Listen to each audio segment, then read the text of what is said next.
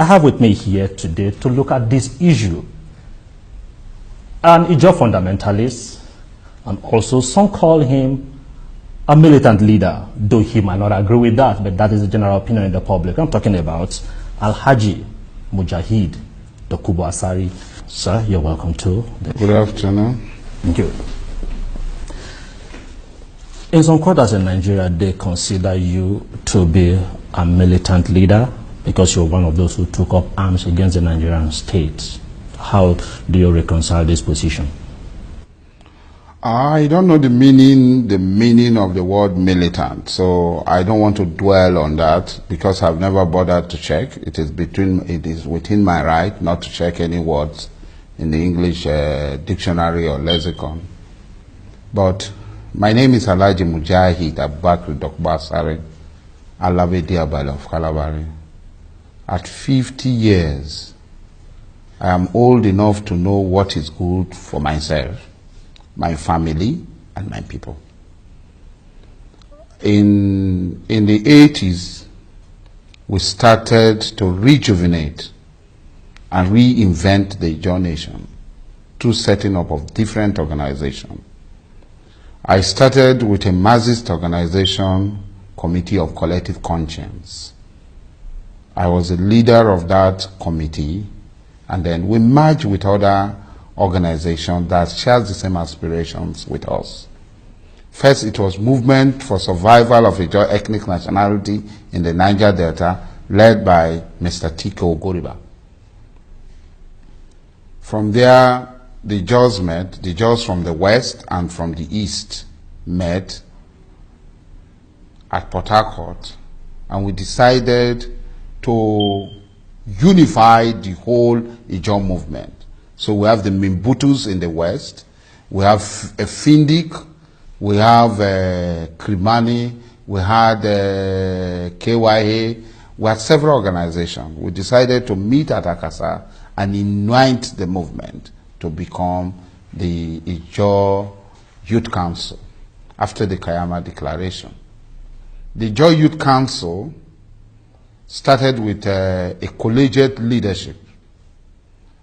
We held our first election on the 12th of June 1999 at the Kalabari town of Abonima, where an executive council was elected. Felix Todolo became president, I became vice president, I later became deputy president, and I later became president. Then at what point did the issue of taking arms come in? The arms struggle has been the tradition of Ijaw people. It is inbuilt in us. Because if you read the Ijaw history, a lot of Nigerians, those who call themselves Nigerians, falsify history. They distort history. They embellish their history.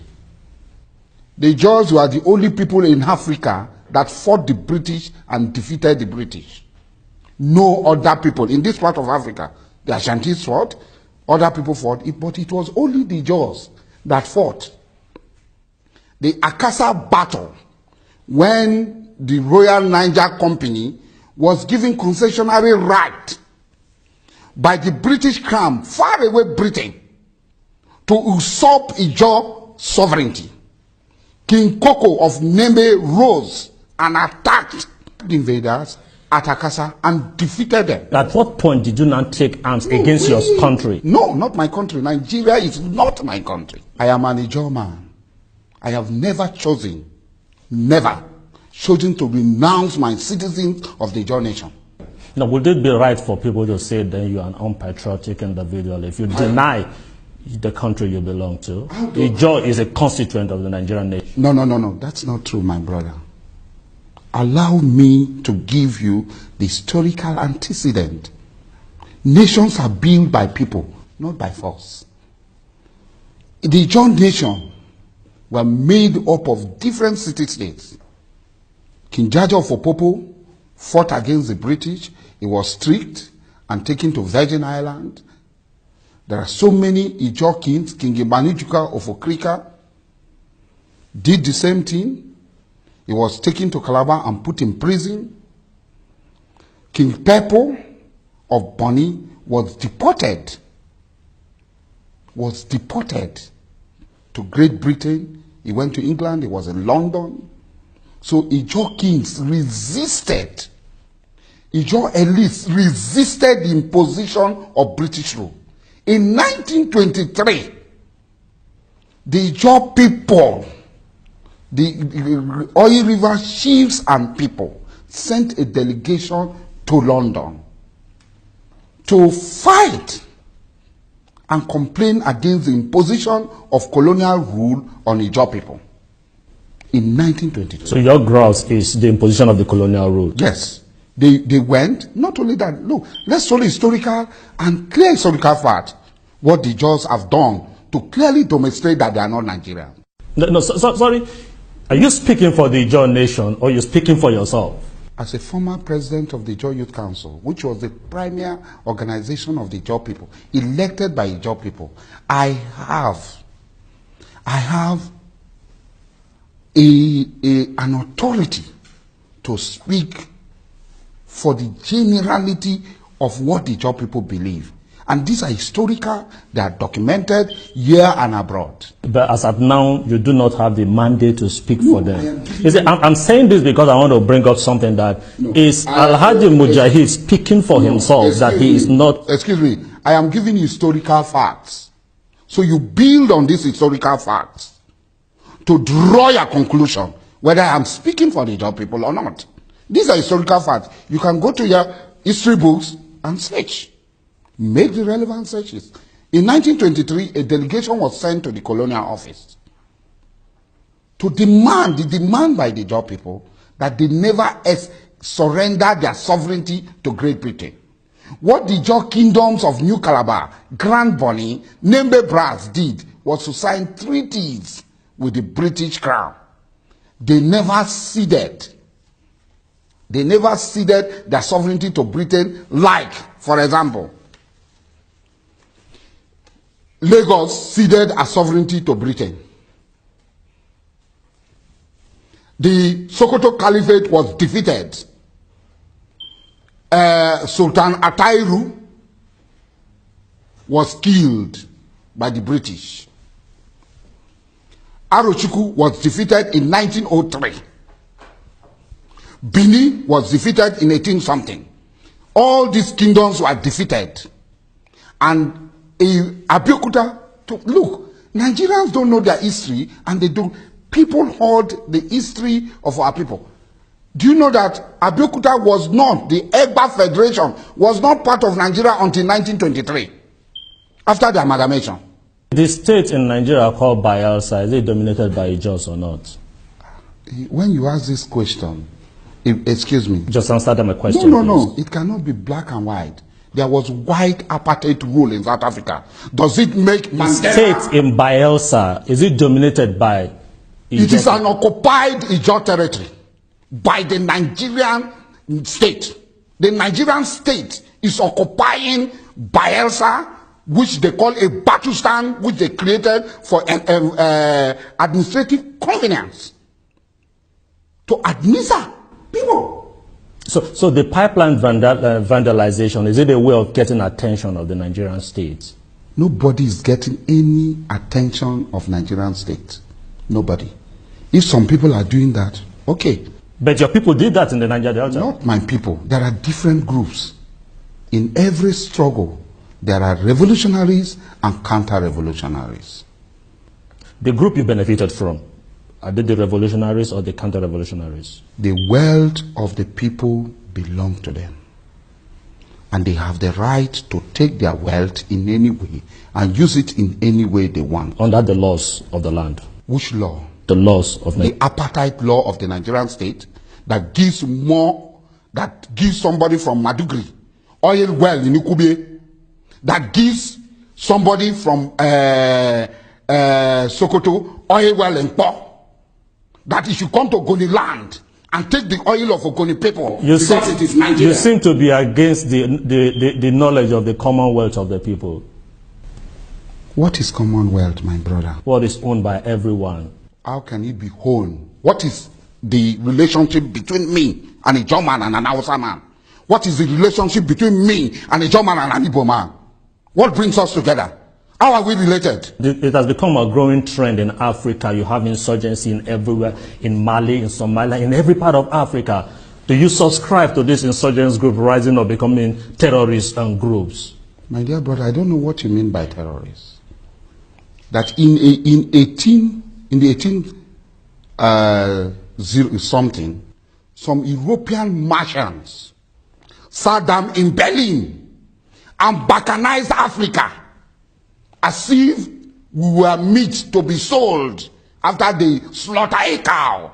They balkanized Africa. And it is very shameful for you to accept that Europeans sat in Berlin in a conference they called the Berlin Conference and start to balkanize Africa. And now said, listen to me please, this is where we get it wrong, that you accept an evil. These Europeans balkanized Africa and decided that Africa, some people should become Belgium territory, some people should become British territory, some people should become German territory, some people should become Portuguese territory, Spanish territory. This is an evil. Why did it not take place in Europe? Why did they not balkanize Europe for themselves? Why should it be Africa? Why should it be South America? Why should it be Asia? This is racial supremacist sitting down. This is apartheid. And this is the root of the problem.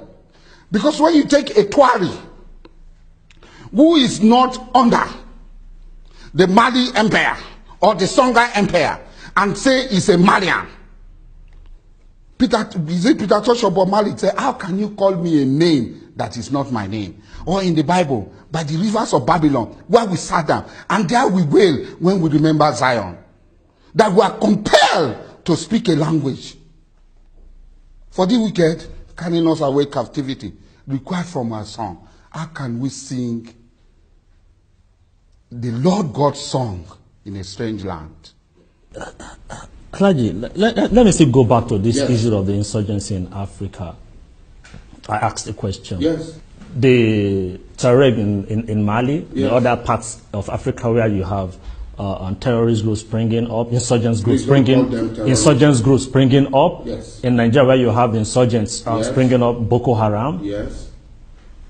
You said you subscribe to activities. As long as it is for the purpose of self-determination, which is the inalienable right of all people, according to the UN Declaration of People's Rights. It's an inalienable right of all people. The African Declaration of People's Rights clearly states that every human being has a right to self-determination. And that should be done? Yes, it can be done. In respect of the rights to life of other people. There is no way when Nigeria has a military that says an Ijaw man should not be an Ijaw man, it should become Wazobia. That my child cannot speak Ijaw again. That Nigeria recognizes 4 languages. English, Hausa, Igbo, Yoruba. They call it Wazobia. That means an Ijaw man has no right to speak my language.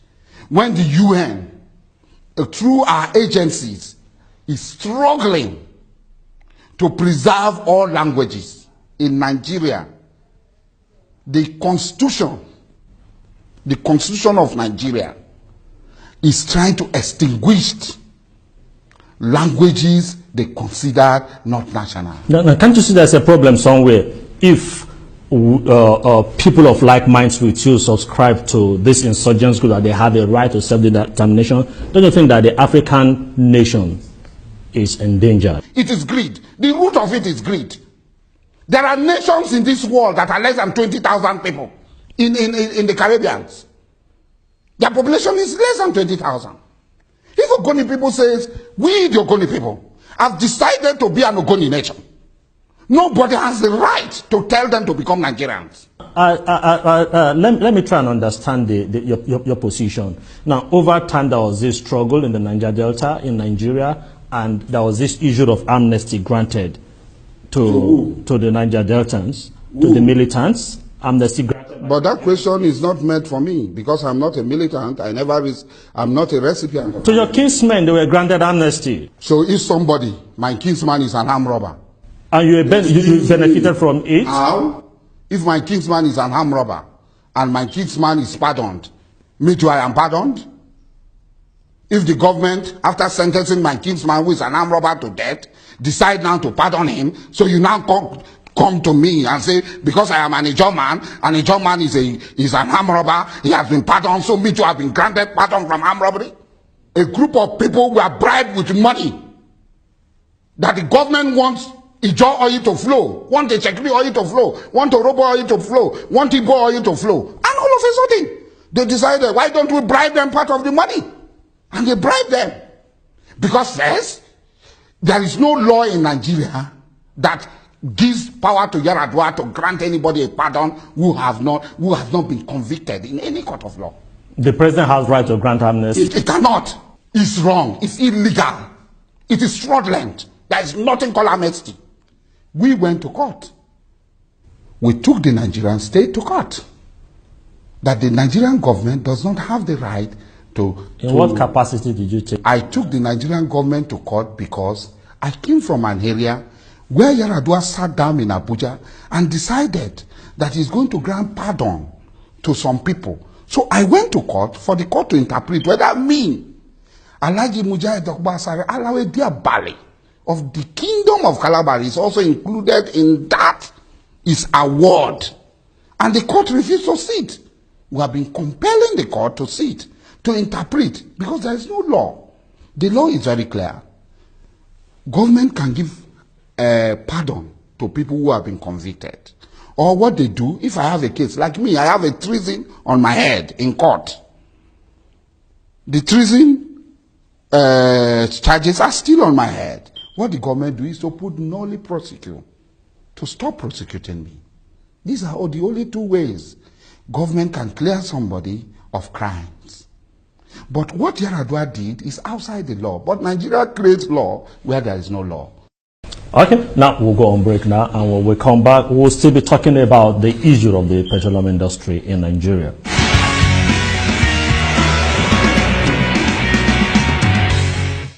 You're welcome back. Now, if you're just joining us, I've been speaking with Alhaji Dokubo Asari, an Ijaw fundamentalist. He would not like me to call him a former militant. Now, let's go back to this issue where we left off from. So talking about this issue of the militants. Now, in the course of talking in the last session, you said that the Tuareg in Mali, that they are not terrorists. Did you say they are not terrorists? One person's terrorist is another person's freedom fighter.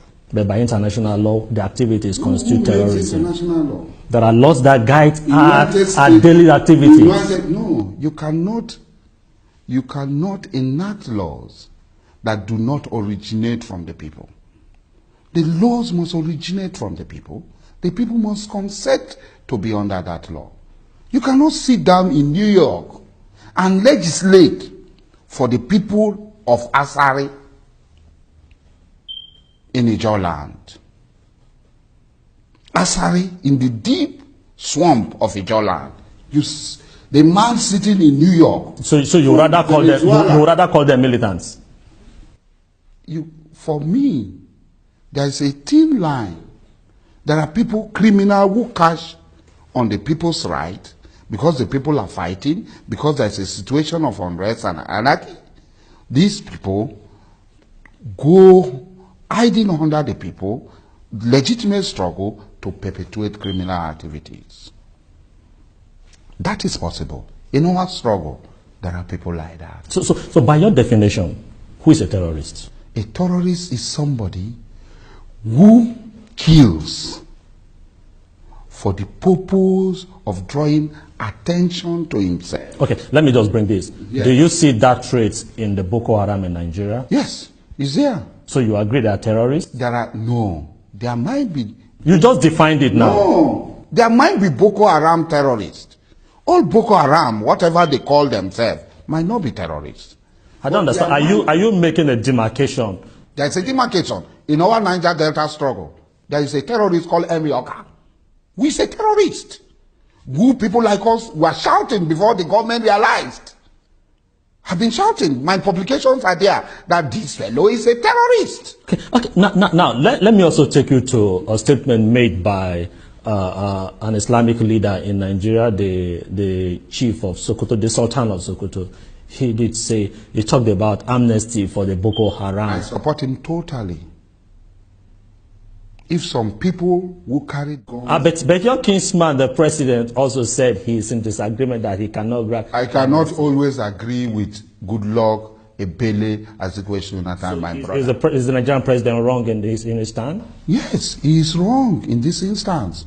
Because if they award amnesty to some people in the Niger Delta, then there is nothing stopping awarding amnesty to any other people. So you agree? So you agree that the struggle in the Niger Delta and also by the Boko Haram are similar?